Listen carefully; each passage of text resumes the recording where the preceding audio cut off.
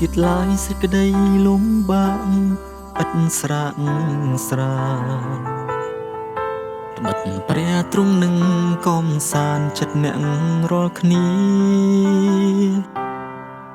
ទ្រង់នឹងជូតអស់ទឹកភ្នែករំលែកទុក្ខសោកវេទនា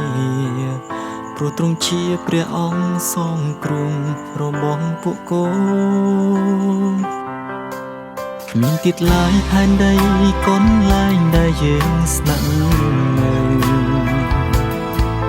កន្លែងដែលយើងត្រូវទៅគឺនឹងសួគ៌ថាទីក្រុងដ៏បរិសុទ្ធ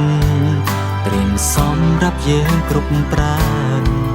សេចក្តីមុនប៉ុន្មានក៏បានកន្លងទៅបាត់ព្រះអង្គចាយេស៊ូអើយកូនគ្រប់គ្នាមានអំណររងចាំវេលាដ៏ល្អដ៏មានសេរីចាំទ្រង់រៀបចំឲ្យកូនបានទៅឯផែនដីថ្មីផុតពីវ័យដែលជាសេចក្តីស្លាប់ទីពីរ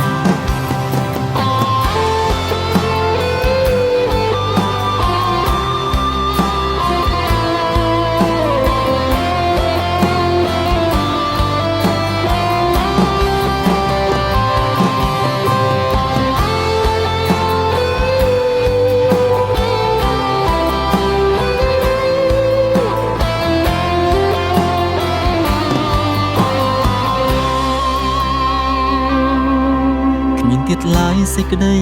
លំបាកឥតស្រាកស្រាបិទព្រះទ្រង់នឹងកំសាន្តចិត្តអ្នករាល់គ្នាទ្រង់នឹងជូតអស់ទឹកភ្នែក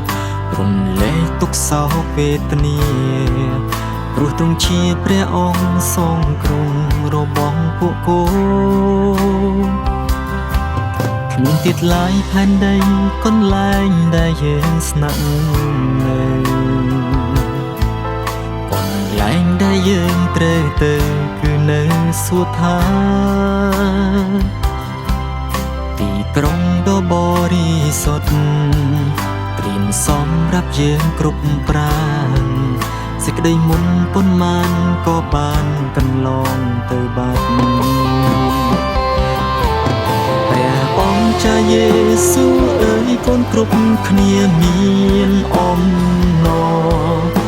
រងចាំវេលាដ៏ល្អដ៏មានសេរីចាំទ្រង់រៀបចំឲ្យកូនបានទៅឯផែនដីថ្មីផុតពីវ័យដែលជាសេចក្តីស្លាប់ទីពីរអង្គចាយេស៊ូអើយកូនគ្រប់គ្នាមានអំណររងចាំវេលាដ៏ល្អដ៏មានសេរីចាំទ្រង់រៀបចំឲ្យកូនបានទៅឯផែនដីថ្មីផុតពីវ័យដែលជាសេចក្តីស្លាប់ទីពីរផុតពីវ័យដែលជាសេចក្តីស្លាប់ទីពីរ